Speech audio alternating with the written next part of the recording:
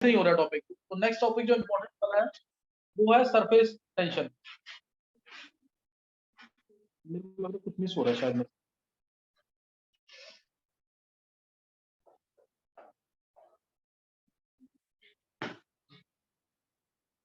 किसी ने लेक्चर पढ़ लिया कल? शरद आया क्या? सर मैंने आपसे एक बार लिए थे लेक्चर। तू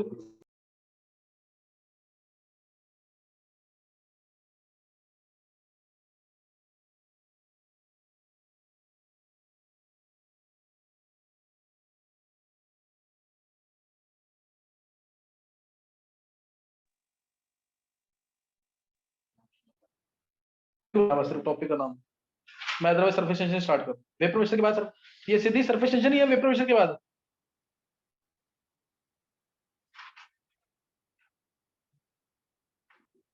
चलो नोट करेंगे सरफेस टेंशन। सरफेस टेंशन यानी अब इसके इसके जैसे वेपर प्रेशर था, मतलब क्या था? Pressure exerted by the vapour. In simple word तो यही है ना। सरफेस पे टेंशन मतलब सरफेस पे फोर्स। सरफेस पे कोई फोर्स एक्ट कर रहा है। ये भी सरफेस फेनोमेना हो गया कि नहीं? ये भी सरफेस फेनोमेना हो गया। ये एक स्केलर क्वांटिटी है, याद रखना। It is a scalar quantity. Important चीज है, it is a scalar quantity. Formula इसका, ये फोर्स है, ध्यान रखना। फॉर्मूला इसका फोर्स अपॉन में लेंथ। न्यूटन पर मीटर इसकी यूनिट। डाइंस पर सेंटीमीटर सीजीएस। क्लियर है कि नहीं है? Force per unit length. तो एल को अगर मैंने 1 रख दिया, एल को 1 रख दिया, तो surface tension is equal to क्या आ गया? फोर्स आ गया। Force acting at right angles along 1 centimetre length of the surface. Definition समझ आ गई कि नहीं? ये मैं एग्जांपल एक और समझा रहा हूं तुम्हें। Force acting at right angles along 1 centimetre length of the surface. हाँ, along 1 centimetre on the surface. Force acting at right angles along 1 centimetre length on the surface. जैसे मैंने लिया जो अंदर वाला मॉलिक्यूल है, मैंने पहले भी बताया हुआ, अंदर वाला जो मॉलिक्यूल है उस पे नेट फोर्स क्या होगा? 0। इक्वल ऑपोजिट फोर्सेस होंगे हर एक डायरेक्शन में। जो एक बीच का मॉलिक्यूल है उसको, उस मॉलिक्यूल को हर एक डायरेक्शन से दूसरे मॉलिक्यूल को अट्रैक्ट कर रहे होंगे कि नहीं? जो ऑपोजिट वाले डायरेक्शन में होंगे कैंसिल कर देंगे। Net force acting on this molecule will be 0। ये बात समझ आ गई कि नहीं? लेकिन जो सरफेस पे मॉलिक्यूल है उस पर तो एक फोर्स लगेगा ना, इसीलिए सरफेस टेंशन बोला गया। सरफेस पे टेंशन, सरफेस पे एक फोर्स है अलग से। ये देखो, ये इसको यहां से खींच रहा है, यहां से खींच रहा है, कैंसिल। लेकिन जो अंदर लग रहे हैं 1 सेंटीमीटर लेंथ पे, वो तो कैंसिल नहीं होंगे ना। तो नेट इसके अंदर क्या होगा? इनवर्ट पुल होगा कि नहीं? ऊपर वाले मॉलिक्यूल को नीचे वाले मॉलिक्यूल खींच रहे हैं अपनी तरफ कि नहीं? जितने स्ट्रॉन्ग फोर्सेस होंगे उतना सरफेस टेंशन ज्यादा होगा कि नहीं? एक एक चीज यहाँ स्टडी कर लेना ढंग से। जितने स्ट्रॉन्ग फोर्सेस होंगे उतना नीचे वाले मॉलिक्यूल ज्यादा खींचेंगे, और ऊपर वाले मॉलिक्यूल को वेपर्स में जाने में उतनी दिक्कत आएगी, उतना टाइम ज्यादा लगेगा, उतनी सरफेस पे टेंशन ज्यादा होगी। समझेगा कि नहीं है? तो stronger forces of attraction means lesser surface tension. और अगर मैं टेंपरेचर बढ़ा दूंगा तो फिर कम होगी, तो फोर्सेस का वीक हो जाएंगे, सरफेस टेंशन कम, तो सरफेस टेंशन कम हो जाएगा। क्लियर है कि नहीं? डाउट तो नहीं कोई? अगर मैंने टेंपरेचर बढ़ा दिया तो 2 पॉइंट से समझ आ गए। सरफेस टेंशन के भी 2 फैक्टर्स कौन से फैक्टर्स हैं? 2। Nature of liquid, stronger forces, more surface tension. Higher temperature, lesser surface. दोनों फैक्टर्स समझ आ गए इसके? 2 ये फैक्टर्स हैं। Stronger forces means, stronger forces means surface tension greater, और टेम्परेचर हाई मींस लेसर, क्योंकि फोर्स ऑफ अट्रैक्शन कम हो गया तो सरफेस पे टेंशन कम हो जाएगी। क्लियर होगा कि नहीं है? फिर इसके पॉइंट्स मैंने तुम्हें बताया, स्केलर क्वांटिटी है। दूसरा दूसरा इसके अंदर, अगर मैंने ये एक बार क्वेश्चन पूछा हुआ है, इसको एज ए फैक्ट याद करना तुम्हें। अगर मैंने इसके अंदर, ये बिट्स में पूछे हुए हैं, अगर मैंने इसके अंदर इमिसिबल लिक्विड डाल दिया, क्या डाल दिया पानी के अंदर? इमिसिबल लिक्विड, जो मिक्स नहीं हो रहा है, तो सरफेस टेंशन बढ़ जाती है। तो सरफेस टेंशन बढ़ जाती है। हाँ, जो इमिसिबल है तो सरफेस टेंशन बढ़ जाएगी। और अगर मैंने इसके अंदर मिसिबल लिक्विड डाल दिया ना, तो उस केस में यही क्वेश्चन पूछा था बिट्स में। अगर मैंने मिसिबल लिक्विड डाल दिया, जैसे पानी, अल्कोहल, कुछ भी कह लो, उस केस में मे इंक्रीज और डिक्रीज। याद रखना, इट मे इंक्रीज और डिक्रीज, दोनों केसेस हो सकते हैं। जब मिसिबल लिक्विड डाल दिया जो मिक्स हो जाता है, इट मे इंक्रीज और डिक्रीज। ये ध्यान रख लेना जरूर। इट मे, तो यही है ना, फोर्सेस बहुत ज्यादा ही होती है। ज्यादा, हाँ बिल्कुल। तो इसलिए फोर्स, उसमें फोर्सेस इंक्रीज हो जाते हैं, और इसमें फोर्सेस क्या होंगे पता भी नहीं, हमें नहीं पता कि इंक्रीज करेंगे डिक्रीज करेंगे, इसलिए इट मे इंक्रीज और decrease in case if liquids are miscible. ये पॉइंट याद रखना है, और ये स्केलर क्वांटिटी, ये भी पता होना चाहिए, it is a scalar quantity, scalar quantity है। और तुम्हें ये पॉइंट अब समझ आ जाना चाहिए ढंग से कि अंदर वाले मॉलिक्यूल जो हैं वो सरफेस वाले मॉलिक्यूल को क्या करेंगे, अपनी तरफ खींचेंगे। जो अंदर वाले मॉलिक्यूल्स हैं सरफेस वाले मॉलिक्यूल को अपनी तरफ खींचेंगे, यही सरफेस टेंशन है, यानी उसको वेपर्स में जाने नहीं देंगे। दो फैक्टर बता दिए इसके, nature of liquid, force is strong तो सरफेस टेंशन ज्यादा, और टेम्परेचर बढ़ाएंगे तो सरफेस टेंशन कम हो जाएगी, टेम्परेचर बढ़ाएंगे सरफेस टेंशन कम हो जाएगा। क्लियर हो गया कि नहीं है? Surface tension is force acting at right angles along 1 centimetre length of the surface. इसके बाद एक होती है टर्म सरफेस एनर्जी।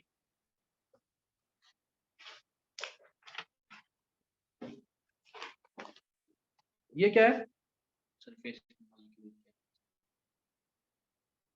सही तो वैसे work per unit area, surface energy work per unit, यानी work done to increase the, किसी भी सरफेस का अगर एरिया तुम्हें बढ़ाना है जो उसके लिए हमें काम करना पड़ रहा है, work done to increase the surface area by 1 square. जैसे यहाँ पे था एरिया पहले इतना था, इसको मैंने 1 सेंटीमीटर स्क्वायर से बढ़ाना है, उसके लिए जो वर्क करना पड़ेगा 1 स्क्वायर सेंटीमीटर, जो वर्क करना पड़ेगा ना वो है surface energy. Work done to increase the surface area by 1 square centimetre, work done to increase the surface area by 1 square centimetre, ये सरफेस एनर्जी है। इसकी यूनिट्स क्या होंगी? Joule joule per metre, joule per metre square, या अगर मैं इसकी unit Newton पर मीटर लिख दूं, गलत है कि सही है? मतलब सही। ये भी सही है, क्योंकि वर्क डन क्या होता है, फोर्स इनटू डिस्टेंस या लेंथ, लेंथ ये फोर्स इनटू लेंथ हुआ ना, और नीचे एल स्क्वायर, तो कैंसिल होगा कि नहीं, सेम चीज आ गई कि नहीं? तो दोनों की यूनिट सेम है, याद रहेगा, दोनों की यूनिट्स क्या है, सेम, दोनों की यूनिट सेम है, ये याद रखना, सरफेस टेंशन की और सरफेस एनर्जी की। क्लियर हो गया कि नहीं है? अब इसकी एप्लीकेशन, 3 एप्लीकेशन इंपॉर्टेंट वाली कौन कौन सी है? 3 एप्लीकेशन इसकी इंपॉर्टेंट वाली कौन सी है? देखना लिक्विड्स ना केमिस्ट्री के सिलेबस में बहुत कम है, जो मैं करवा रहा हूँ ना ये सफिशिएंट है, इतना इससे ऊपर नहीं करना, केमिस्ट्री के सिलेबस में कम है काफी। इसके से चैप्टर में पढ़ा हुआ है liquid state, states of matter के अंदर, सभी ने पढ़ा था वो, स्कूल में हो गया तुम्हारे चैप्टर नहीं हुआ ये चैप्टर करवा नहीं रहे ना मैक्सिमम स्कूल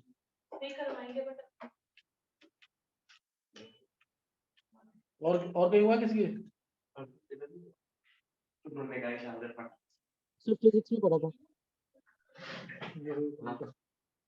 चलो नेक्स्ट है, और सर फिजिक्स में पढ़ा था। अब हाँ बोल हेमंत। सर फिजिक्स में पढ़ा था। अच्छा पढ़ रखा है, वाला लेक्चर रिकॉर्ड नहीं Yes, किया। दिया तो है ऑप्शन।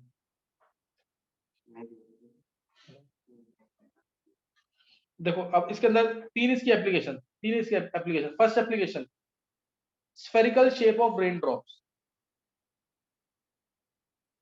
सरफेस एरिया बता दो, press over sphere.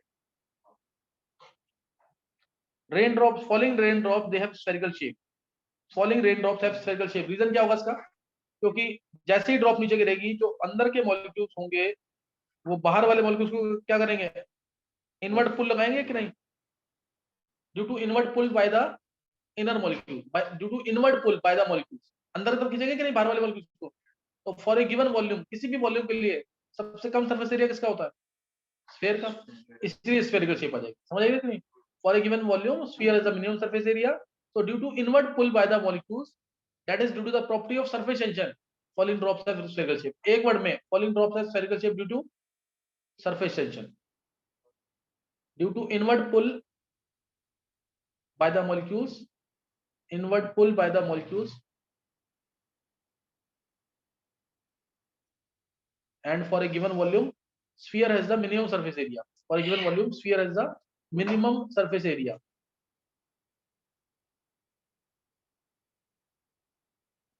Minimum surface area ये पता है ना, फॉर ए गिवन वॉल्यूम किसका सरफेस एरिया मिनिमम होगा, स्फीयर का। इस वजह से फॉलिंग ड्रॉप्स है due to property of surface tension, जरूर याद रखना, due to property of surface tension, due to property of surface tension. दूसरा पॉइंट है, सेकंड पॉइंट, या ये समझ आ गया कि नहीं? सेकंड पॉइंट है fire polishing of glass. Fire polishing of glass या फिर rounding edges of glass. Rounding edges of glass, जो ग्लासेस होते हैं उसकी बहुत शार्प एजेस होती है कि नहीं, ग्लासेस जो होते हैं उनकी बहुत शार्प एजेस होती है, इनको हीट करते हैं, हीट करेंगे तो ग्लास मेल्ट कर जाएगा, और मेल्ट करने के बाद कौन सी शेप लेगा, स्फेरिकल राउंड शेप ले लेगा कि नहीं। राउंड शेप लेने से अब एक तरह से कह रहा है कि चोट वगैरह नहीं लगेगी, ये भी तो होता है ना, इससे शार्प एजेस है तो उससे तो चोट टच भी होगा तो ब्लड वगैरह आ जाएगा, कट आ जाएगा। तो ये चीज तो मैंने रखना। फायर पॉलिशिंग ऑफ ग्लास का मतलब क्या है, glasses they are sharp, glasses they have sharp edges so they are heated up, glasses are heated up, glasses have sharp edges so they are heated up so that they melt and acquire round shapes. Again this is due to the property of surface tension, क्योंकि molecule खींचेंगे अंदर की तरफ की नहीं, ऊपर वाले molecules को, तो उससे शेप क्या आ जाएगी, स्फेरिकल टाइप की, स्फेरिकल टाइप की शेप आ जाएगी। समझ आया कि नहीं है। फायर पॉलिशिंग ऑफ ग्लास कहते हैं rounding edges of glass. Heat करेंगे, ग्लास मेल्ट करेगा, मेल्ट करने के बाद वो सरफेस टेंशन की प्रॉपर्टी की वजह से वो राउंड शेप ले लेगा, सही ना। Fire polishing of glass. तीसरा, थर्ड प्रॉपर्टी है rise of liquid in A capillarity. ये तीन सबसे इंपॉर्टेंट है। Rise of liquid in A capillarity, ये तो डेली लाइफ में हम ऑब्जर्व करते भी हैं। Rise of liquid in a capillary tube, ये हम डेली लाइफ में ऑब्जर्व करते हैं, सबने देखा होगा। जैसे इसकी एग्जांपल मैं डेली, जैसे इसमें rise of liquid in a capillary tube, एक एग्जांपल तुमने वो देखा ना, पहले लोग दिया जलाते थे तो उसमें क्या तेल डाल करके, सरसों का तेल डाला जैसे है ना, मस्टर्ड ऑयल डाला, और उसके अंदर एक हाँ वो कॉटन भी है ना, विक विक होता है ना, wick of an oil lamp, oil rises in the wick of an oil lamp again due to the property of surface tension, उससे तेल ऊपर चढ़ जाएगा और आसानी से फ्लेम जलेगी। या फिर ये नहीं समझ आ रहा तो उससे सिंपल, जूस वगैरह लिया हमने या कोल्ड ड्रिंक्स वगैरह ली, स्ट्रॉ डालते हैं कि नहीं, तो कोल्ड ड्रिंक वगैरह या जूस वगैरह ऊपर आ जाता है थोड़ा बहुत कि नहीं, किस वजह से, due to the property of surface. Surface tension कैसे लगी, जैसे ये लगा ना, कोई चीज ऊपर चढ़ गई है तो नीचे ही सरफेस टेंशन नीचे की तरफ लगेगी। वही बता रहा हूँ। जैसे ये लिक्विड है, ये ग्लास की ट्यूब है, कैपिलरी ट्यूब ग्लास की ट्यूब है, ये यहाँ लिक्विड प्रेजेंट है, ये लिक्विड प्रेजेंट है। अब ये जो मॉलिक्यूल्स है, ये जो अंदर वाले मॉलिक्यूल्स हैं, इसको खींचेंगे कि नहीं, खींचेंगे तो कहाँ जाएगा फिर, ये जाएगा कि नहीं इसके अंदर, यहाँ बढ़ जाएगा। अच्छा वो हाइट ऊपर, यहाँ कुछ तो हाइट बढ़ेगी ना, समझ आएगा नहीं। Rise of liquid in capillary tube, clear हुआ ये, due to invert pull by the inner molecules due to the property of surface tension, right. क्या कहते हैं, oil rises in the wick of an oil lamp, या straw डालते हैं तो juice जो ऊपर राइज कर जाता है। समझ आ गया कि नहीं है। मैं बकेट में जब वो डालता हूँ। हाँ ये भी क्लियर कि नहीं है, ये क्लियर होगी बात की नहीं है। Rise of liquid in a capillary tube is again due to the property of surface tension. इसमें ये भी कर सकते हैं थोड़ा सा कि ऊपर जो शेप आती है ना, अगर तुम शेप देखोगे ऊपर तो या तो इस टाइप से शेप आती है कनकेव, या शेप आती है कन्वेक्स, ये कनकेव शेप होती है, और ये होती है कन्वेक्स शेप। कनकेव शेप, अगर अडहेसिव फोर्सेस ज्यादा स्ट्रॉन्ग, ये कनकेव शेप पता नहीं, तो अगर अडहेसिव फोर्सेस ज्यादा स्ट्रॉन्ग है तो कनकेव शेप आती है।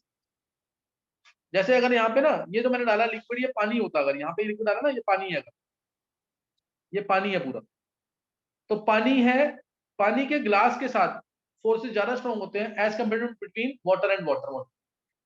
वाटर के साथ फोर्सेस उतने स्ट्रॉन्ग नहीं है जितने पानी के ग्लास के साथ फोर्सेस स्ट्रॉन्ग, यानी अडहेसिव फोर्सेस स्ट्रॉन्गर हो गए, अडहेसिव फोर्सेस स्ट्रॉन्गर हो गए, राइज तो करेगा ये, लेकिन शेप कैसे आएगी ऊपर, कनकेव। ऐसा ऑब्जर्व किया गया है कि अगर अडहेसिव फोर्सेस क्या होते हैं, अडहेसिव फोर्सेस ये पता है आपको, adhesive forces between molecules of different type, forces between molecules of different type, जैसे glass and water, glass and water में फोर्सेस होंगे, वो क्या होंगे, अडहेसिव फोर्सेस, अडहेसिव फोर्सेस होंगे। पानी और पानी के बीच में फोर्सेस होंगे, उसको क्या बोलेंगे, वैसे forces between molecules of same type, cohesive forces, forces between molecules of different type, वो adhesive है, और between same type है तो cohesive. लिख देना एग्जांपल इसमें. adhesive forces कौन से हैं? ग्लास और ग्लास के साथ, मरकरी और मरकरी के साथ, वाटर और ये कोहेसिव है, जो बता रहा हूं, ये कोहेसिव है. वाटर का वाटर के साथ फोर्सेस, सेम टाइप के मॉलिक्यूल्स हैं. मरकरी का मरकरी के साथ फोर्स जो होगा वो भी क्या है, सेम टाइप है, कोहेसिव. एडहेसिव में वाटर का, यही याद रखना, यही पूछना है, इसलिए वाटर का ग्लास के साथ फोर्स ज्यादा स्ट्रॉन्ग है. वाटर का ग्लास का फोर्स ज्यादा स्ट्रॉन्ग, इसको तुम ऑब्जर्व भी कर सकते हो. ग्लास का एक ग्लास में पानी लिया, उसको फेंक दो, तो क्या पानी की कुछ ड्रॉप्स रह जाती है कि नहीं फेंकने के बाद? तो इसलिए बोलते हैं जो ग्लास और वाटर में फोर्सेस है, ग्लास और वाटर में फोर्सेस ज्यादा स्ट्रॉन्ग है बिटवीन वाटर एंड वाटर. तो इस केस में अगर हमने सरफेस टेंशन की प्रॉपर्टी को यूज करना है, कैपिलरी को डिप किया तो वाटर की जो शेप आएगी ऊपर कैपिलरी के अंदर, वो कैसी आएगी, कनकेव. और अगर मरकरी होता है, ये अगर ये मरकरी होता तो शेप कैसी आती, तो कन्वेक्स शेप. मरकरी होगा तो कन्वेक्स शेप. क्यों? क्योंकि मरकरी और मरकरी में फोर्सेस ज्यादा स्ट्रॉन्ग होंगे as compare to glass and mercury, वो फोर्सेस वीक. समझ गए कि नहीं? ये सर मरकरी में तो फॉल करेगा ना लेवल. है, दोबारा बोले एक बार हिमांग. सर नहीं सर मतलब अगर मरकरी में तो लेवल फॉल करेगा ना, जो लेवल होगा. हाँ, मरकरी का लेवल फॉल कर जाएगा. यस. और नेक्स्ट समझ आ गया कि नहीं? तो ये इसमें एग्जांपल, और ये मैंने जो क्वेश्चन बताया, why oil rises the wick of an oil lamp, समझ आ गया ना? फिर इसका और भी डेली लाइफ से रिलेटेड एग्जांपल्स हैं, जैसे मॉस्किटोज होते हैं, दे फ्लोट इन वाटर. ये सरफेस टेंशन की प्रॉपर्टी होती है.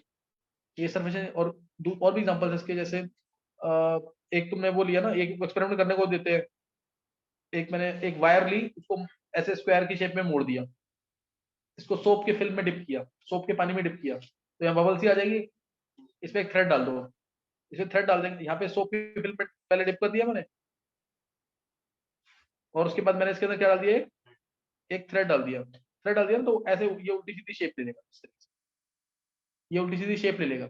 और ये शेप लेने के बाद अगर मैंने इसको यहाँ प्रिक कर दिया, इस पॉइंट पे ध्यान देना, अगर मैंने इस पॉइंट पे प्रिक कर दिया, सही ना, निडल से प्रिक कर दिया, तो क्या होगा, ये थ्रेड के अंदर हाँ, हाँ, तो जो थ्रेड के अंदर वाला सोप की फिल्म है ना, वो फट जाएगी, और ये थ्रेड जो है, अब ये ऐसी शेप ले लेगा, ध्यान देना, ये बिल्कुल स्फेरिकल शेप ले लेगा. ये spherical shape, again due to the property of surface tension. समझ गए नहीं? ये एक्सपेरिमेंट करके दिखाते हैं ऐसे.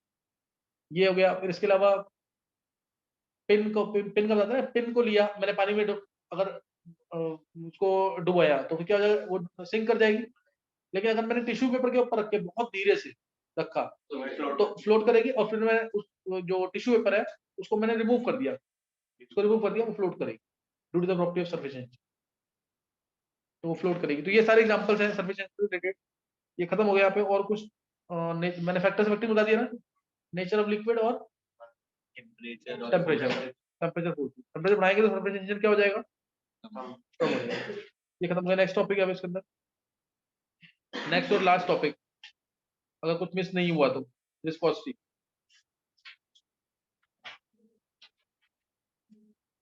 और कोएफिशिएंट ऑफ विस्कोसिटी को डिनोट करते हैं ईटा से. कोएफिशिएंट ऑफ विस्कोसिटी को डिनोट करते हैं ईटा से. ये पढ़ लिया ना? नहीं पढ़ लिया? अच्छा, कोएफिशिएंट ऑफ विस्कोसिटी को डिनोट करते हैं किससे, ईटा से. इसके क्वेश्चन बहुत आते हैं. यूनिट इसकी पॉइज होती है, पॉइज इसकी यूनिट है, सही ना? और इसमें विस्कोसिटी, जैसे ये लाइन तो सुनिए ना सबने, कि ये वाला लिक्विड ज्यादा विस्कस है as compare to this liquid. तुम कह रहे हैं जितना इंटरनल रेजिस्टेंस ज्यादा होगा, यानी मॉलिक्यूल के पीछे फोर्सेस जितने स्ट्रांग होंगे, उतनी विस्कोसिटी क्या होगी उसकी ज्यादा. जैसे मैंने बोला which is more viscous, Honey Honey और टूथपेस्ट, कौन सा ज्यादा विस्कस है? समझिए कि नहीं? टूथपेस्ट ज्यादा विस्कस होगा. समझिए कि नहीं? समझ गए कि नहीं? जैसे आप ले लिया, वाटर लिया, हनी लिया और टूथपेस्ट ले लिया. अब मैं इसमें ग्लिसरीन ऐड कर दूं फिर अब सोचना टफ हो जाएगा। क्यों? क्योंकि इसमें डाउट रहेगा ना, इन दोनों में डाउट रहेगा, तो उसमें डेंसिटी पर डिपेंड करेगा, जिसकी डेंसिटी ज्यादा वो ज्यादा विस्कस। और अभी क्या होगा, टूथपेस्ट ज्यादा विस्कस होगा, फिर हनी, फिर वाटर। क्लियर है कि नहीं है? तो जितना ज्यादा इंटरनल रेजिस्टेंस होगा फ्लो करने के लिए, उतनी ज्यादा विस्कोसिटी। डेफिनेशन यही है विस्कोसिटी की, internal resistance to flow, internal resistance to flow caused by the liquid, internal resistance to flow possessed by liquid, internal resistance to flow possessed by liquid is called as viscosity। ये viscosity है, ये viscosity है। Definition तो समझ आ गई है, meaning clear हो गया ना? अब इसके अंदर है एक टर्म हो रहा है कोएफिशिएंट ऑफ विस्कोसिटी। मान लो एक पाइप के बीच में से, ये पाइप है कोई, और इसके बीच में वाटर फ्लो कर रहा है,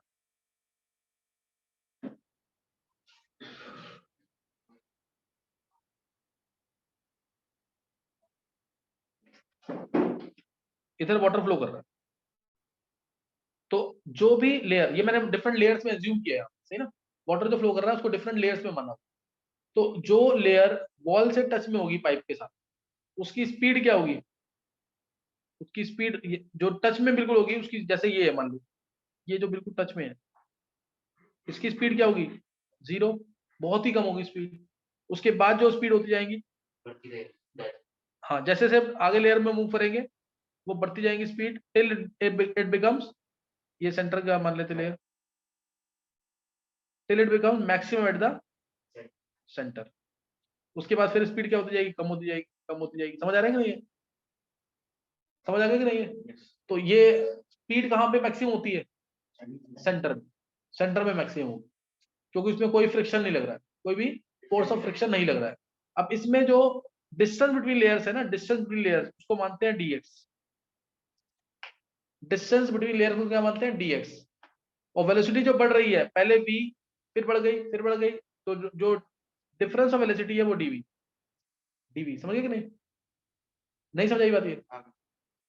एक लेयर से दूसरी लेयर पे जाने पर जो डिफरेंस ऑफ वेलोसिटी आ रहा है, that is called as dv, वो dv है। और जो वेलोसिटी ग्रेडियंट है, velocity gradient is equal to dv by dx, is equal to dv by dx। Clear होगी बात कि नहीं है? Velocity gradient is equal to dv by dx। अब जितना मैं प्रेशराइज करूंगा, जितना मैं, चाहे मैं ऊपर से प्रेशर लगाऊं या फिर सामने से इधर से प्रेशर लगाऊं, जितना मैं इसको प्रेशराइज करूंगा तो वेलोसिटी बढ़ेगी कि नहीं? वेलोसिटी बढ़ेगी। डिस्टेंस बिटवीन लेयर्स और कम होगा, यानी dx कम होगा तो वेलोसिटी बढ़ेगी। प्रेशर लगाया तो एक तरह से dv by dx के प्रोपोर्शनल होगा कि नहीं है?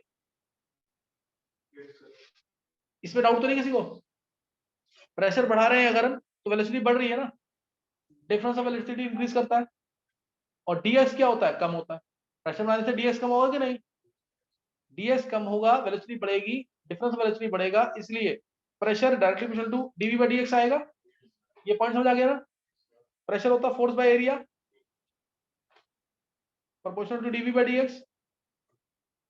फोर्स आ गया, डायरेक्ट लिख रहा हूं यहाँ पे मैं, कोएफिशिएंट ऑफ विस्कोसिटी कांस्टेंट जो आएगा theta a dv by dx। Formula समझ आ गया कि नहीं? ये फॉर्मूला है इसका, समझ आ गया फॉर्मूला कि नहीं है? फिजिक्स में तुम फॉर्मूला और पढ़ोगे इसके अंदर, 6 पाई r ईटा v पढ़ रखा है ना फिजिक्स में, वो फॉर्मूला हो रहा था, वो और कर लेना। ये यहाँ पे मैंने ड्राइव कर दिया फॉर्मूला, ये भी है फिजिक्स में फॉर्मूला, ये है ना फिजिक्स में, तो करना भी एक 6 पाई r ईटा v वाला भी करना है, वो पढ़ रखा है, ईटा v तो वेलोसिटी है। अब इसमें ये फोर्स कोएफिशिएंट ऑफ विस्कोसिटी यहाँ पे ईटा है। ईटा क्या है? Coefficient of viscosity. ईटा क्या यहाँ पे? Coefficient of viscosity. और अगर मेरे को इसकी यूनिट्स निकालनी है, ईटा क्या आ जाएगा? फोर्स अपॉन में एरिया, dv by dx से dx, इसको या तो तुम सीधा लिख दो, eta is equal to force if area is equal to, area of contact जो है 1 स्क्वायर सेंटीमीटर है, और dv by dx velocity gradient भी क्या है? 1 सेंटीमीटर पर सेकंड। सही है? न्यूटन मीटर माइनस 2 और हाँ वो बता रहा हूँ, न्यूटन पर मीटर पर। उससे भी आ जाएगी, उससे भी यूनिट आ जाएगी। नहीं तो अब ये वेलोसिटी ग्रेडियंट कितना है? dv by dx, dv by dx। तो इसकी डेफिनेशन क्या आएगी? यूनिट सेंटीमीटर पर सेकंड नहीं होगी, पर सेकंड नहीं होगा ना, पर सेकंड। हाँ, into eta is equal to force है, तो डेफिनेशन क्या बनेगी इसकी? Coefficient of viscosity is equal to force of friction. नोट कर लेना, coefficient of viscosity is equal to force of friction, friction required to maintain velocity gradient of, required to maintain velocity gradient of, required to maintain velocity gradient of,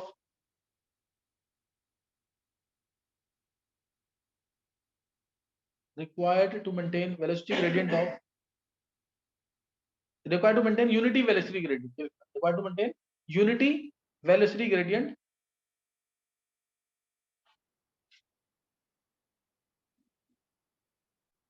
in between unit area of cross section, in between unit area of cross section, one है ना वो area of cross section भी,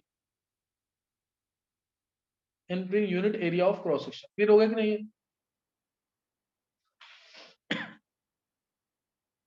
in between unit area of cross section। तो ये यहाँ पे ध्यान रखना, ये यहाँ पे किसकी रेफरेंस बताई मैंने? कोएफिशिएंट ऑफ विस्कोसिटी की, कोएफिशिएंट ऑफ विस्कोसिटी। इसकी फिजिक्स में आएगा, इसके डायमेंशन वगैरह क्या होंगे, डायमेंशन निकाल लोगे ना इसकी। इसकी डायमेंशन बहुत बार पूछी जाती हैं। ईटा इक्वल टू क्या आएगा? फोर्स, एक तरह से force into distance by area into change in velocity, यही है कि नहीं? तो अब इसकी डायमेंशंस क्या आ जाएंगी? ml minus 1 हाँ, ml minus 1 t minus 1, unit भी बन जाएंगी इससे कि नहीं? kg पर मीटर पर सेकंड, है ना?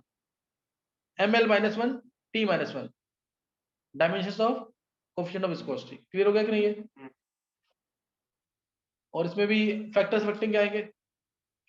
नेचर ऑफ लिक्विड और टेम्परेचर, नेचर ऑफ लिक्विड आएगा और टेम्परेचर, यही तो आएंगे कि नहीं? तो नेचर ऑफ लिक्विड, लिक्विड में फोर्स स्ट्रॉन्ग तो विस्कोसिटी ज्यादा, लिक्विड में फोर्स स्ट्रॉन्ग तो विस्कोसिटी ज्यादा, और टेम्परेचर, viscosity टेम्परेचर बढ़ाएंगे तो विस्कोसिटी कम हो जाएगी, टेम्परेचर बढ़ाएंगे तो विस्कोसिटी क्या हो जाएगी? फोर्स ऑफ अट्रैक्शन कम हो जाएगी, विस्कोसिटी कम हो जाएगी, टेंडेंसी टू फ्लो इजी हो जाएगा। समझ आया कि नहीं है? अब एक क्वेश्चन ट्राई करना, क्वेश्चन ट्राई करना इसमें।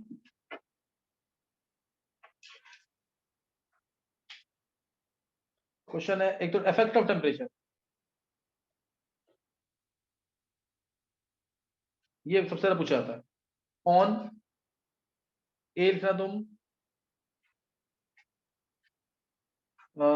इवेपोरेशन, बी वेपर प्रेशर, सी डेंसिटी, डी क्या पढ़ा है? सरफेस टेंशन, सरफेस टेंशन, ई विस्कोसिटी। इन पांचों पे what is the effect of temperature on all these 5? पांचवा के viscosity.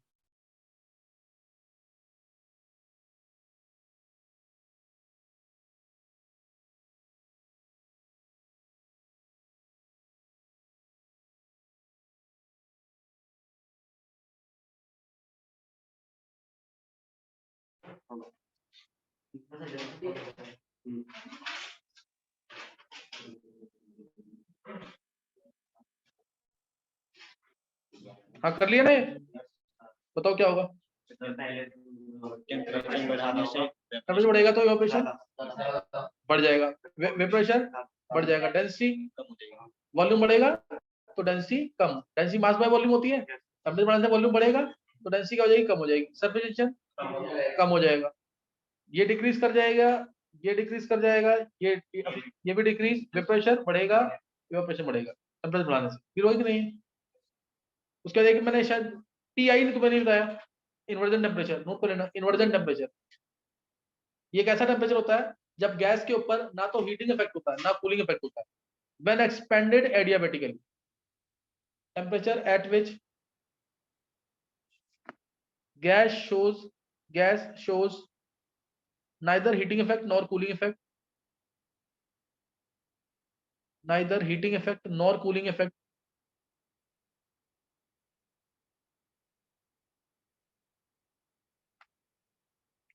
when expanded adiabatically, when expanded adiabatically. When expanded adiabatically. Below this temperature क्या होगा? Below this temperature cooling effect होगा. Below this temperature क्या होगा? Cooling effect. और above this temperature heating effect. ये वाला टेम्परेचर ज्यादा है या टीबी ज्यादा है या फिर एक टेम्परेचर होता था टीसी ज्यादा है? बताओ क्या ज्यादा होगा? ऑर्डर क्या होगा तीनों को? टीआई, टीबी और टीसी का ऑर्डर क्या होगा?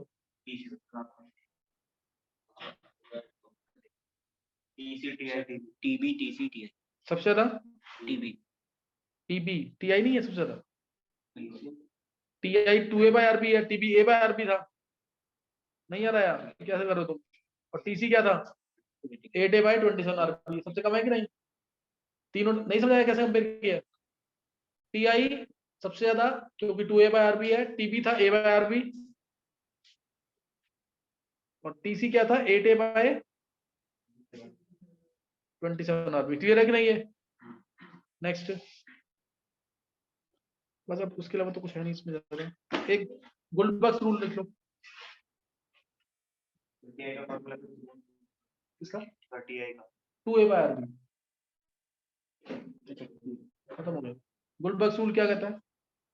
जो बॉइलिंग पॉइंट होता है ना मोस्ट ऑफ द लिक्विड्स का, वो 2/3 TC होता है, यानी क्रिटिकल टेम्परेचर के 2/3। Guldberg rule, boiling point of most of the liquids is equal to 2/3 of TC। Critical temperature के 2/3 होता है मोस्ट ऑफ द लिक्विड्स में। अप्लाई करते हैं कई बार नहीं करते। क्रिटिकल टेम्परेचर दे दिया तुम्हें, क्रिटिकल टेम्परेचर दे दिया अगर, और बोला कि क्या है इसके अंदर,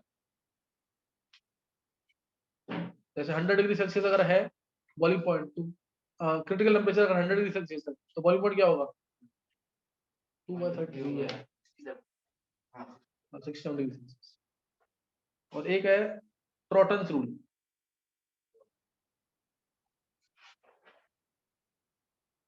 ट्रॉटन्स rule, delta HV latent heat of vaporisation है। बता रखा ना क्या होता है लेटेंट हीट ऑफ वेपरेशन? एक मोल लिक्विड जब किसमें कन्वर्ट होगा? वेपर्स में, उसके लिए जो हीट चाहिए। एक मोल लिक्विड जब कन्वर्ट होगा वेपर्स के अंदर, उसके लिए जो हीट चाहिए, ये डेल्टा HV है बाय TB। TB क्या है? Boiling point. TB क्या है? Boiling point is approximately equal to 88 joule per kelvin. 88 joule per kelvin. एक बार ये ऑब्जेक्टिव में पूछ लिया था। ऑब्जेक्टिव में लेटेंट हीट ऑफ वेपरेशन दे दिया और बोला कि बॉइलिंग पॉइंट क्या होगा, तो ये इससे कर जाएगा नहीं? लेटेंट हीट, हाँ लेटेंट हीट ऑफ वेपरेशन दे दिया और बोला बॉइलिंग पॉइंट क्या होगा, डिवाइड करेंगे। समझ आ गया कि नहीं है? वो तो उसके अलावा चेक करना। चलो कुछ होगा तो मैं बता दूंगा। चैप्टर एक बार को खत्म हो गया पूरा, न्यूमेरिकल्स करेंगे बाद में। अब मेन चैप्टर जो तुम्हारे स्टार्ट होने हैं, जल्दी जल्दी मैं कराऊंगा, याद कर लेना साथ साथ। Hydrogen S block P block, उस पर कंसेप्ट भी दूंगा कहीं, है ना? Hydrogen S block P block. अब ये चले, चलो नेक्स्ट टाइम करेंगे आगे। तुम लोग अपना याद करो जल्दी से। एक्सक्यूज मी सर, हाँ सर इस रूल के वो डेफिनेशन रिपीट कर दो, लास्ट वाले की। दोबारा बोलेगा लिमिटेशंस। नहीं सर, इसकी एक बार इसकी डेफिनेशन दोबारा रिपीट कर दो, लास्ट वाले की। डेफिनेशन किसकी? सर टॉन्टॉन्स रूल की। टोटल रूल यही है ना, delta HV by TB latent heat vaporisation, और बॉइलिंग पॉइंट का जो रेशियो होता है ना वो 88 जूल पर केल्विन होता है मैक्सिमम लिक्विड्स के लिए। ओके सर, सही है? Yes sir. चलो।